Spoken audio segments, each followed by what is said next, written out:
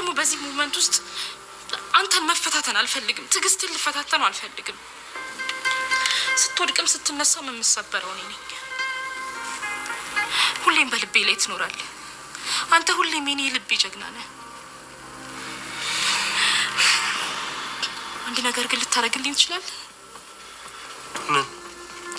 ለመጨረሻ ጊዜ አንዴ ብቻ ቀፈኝ። አንዴ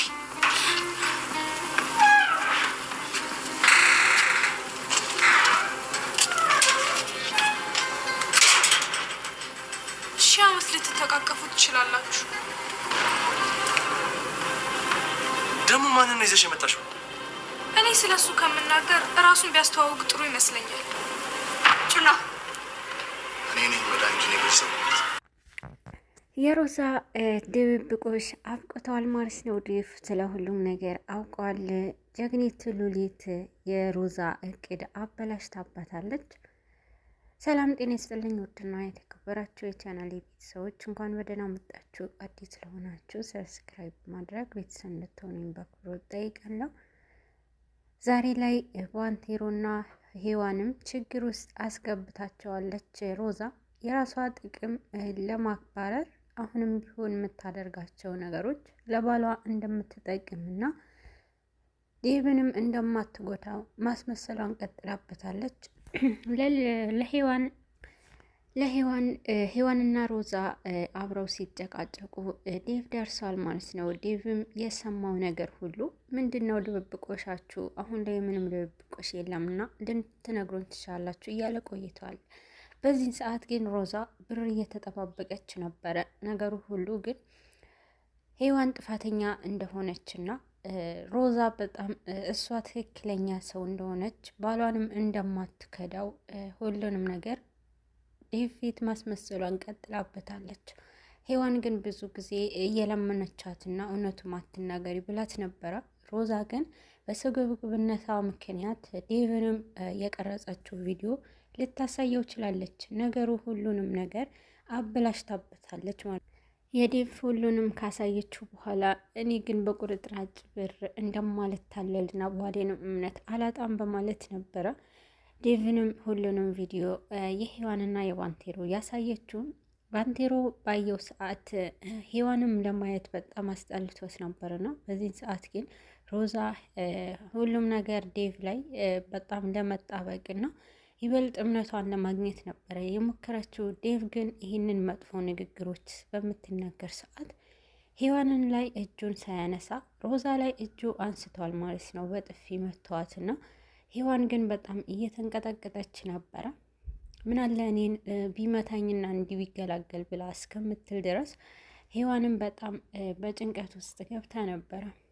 ሔዋን አሁን ላይ በጣም ይህ ሁሉ ነገር ላስረዳህ ብትለውም ዴቭ ግን ስሜታዊ ሆኖና ምንም ነገር ለሔዋን ማዳመጥም አልቻለም ነበረ።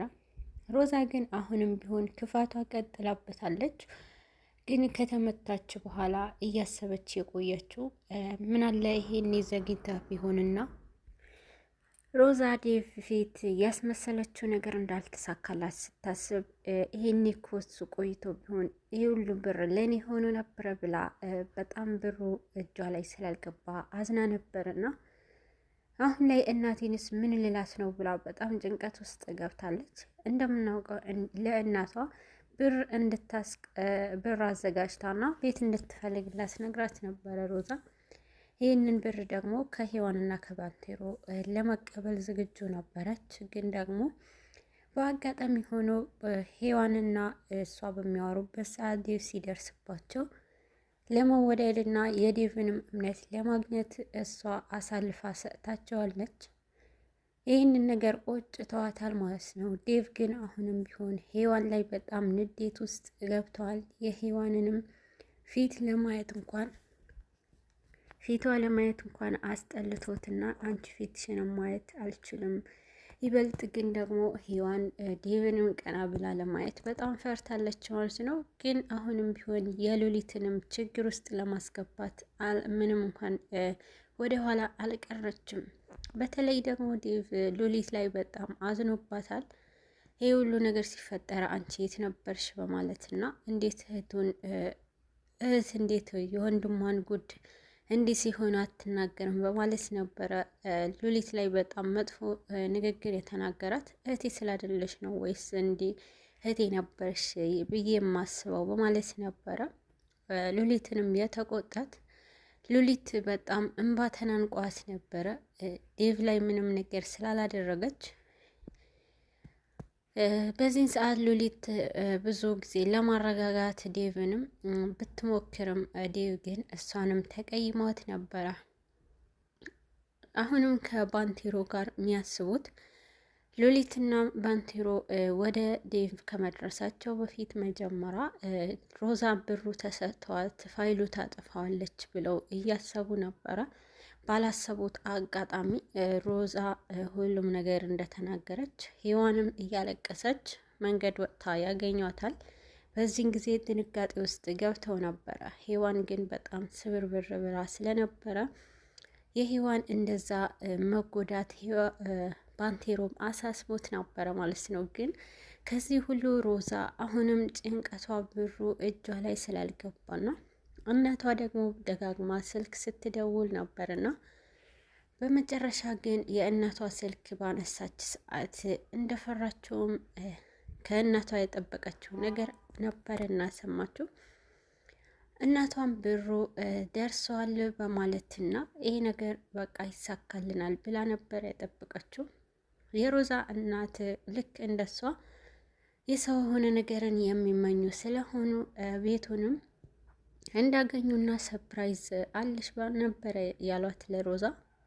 ሮዛ ግን ይህንን ቤት ብታይ በማለት ነበረ ለእናቷ ያናገረቻት።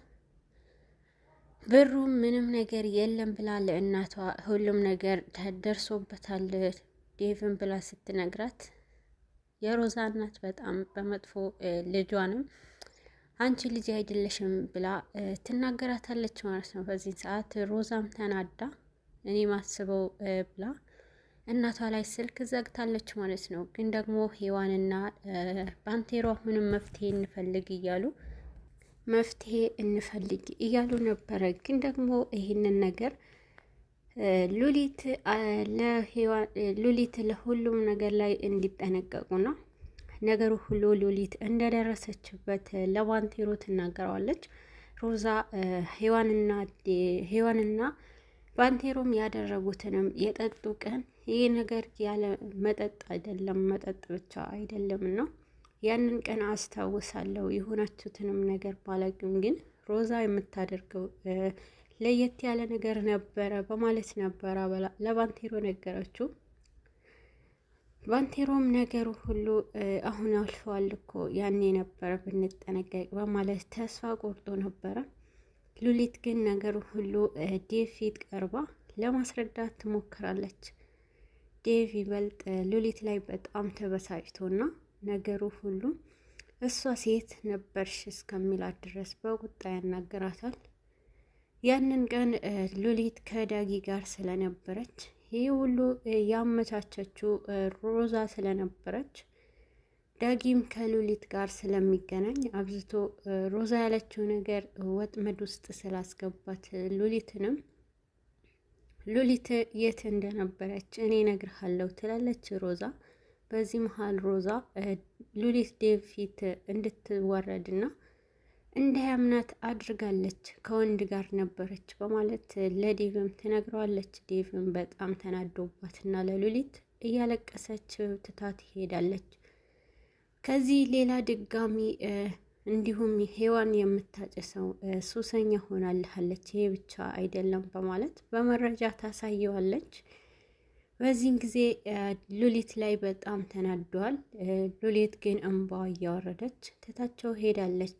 ግን ደግሞ ሉሊት እንደዛ እንደተባለች አላረፈችም። የሮዛ ጉድ ለማውጣት ፊት ለፊት ገብታለች።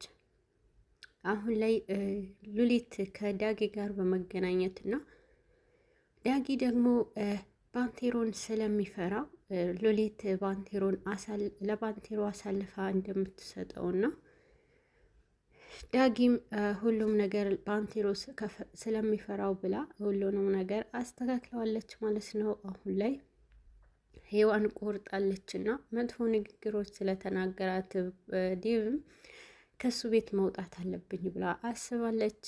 ነገሩ ሉሊት ሁሉም ነገር አዘጋጅታና ሮዛም ያመጣችውንም የመድኃኒቱ ሰውዬ ለማግኘት ሄዳ ነበረ። ሉሊት ባንቴሮና ሔዋንም አሁን ላይ ጭንቀታቸው ለዴቭም ግልጽ እንናገረዋለን ብለው ነበረ።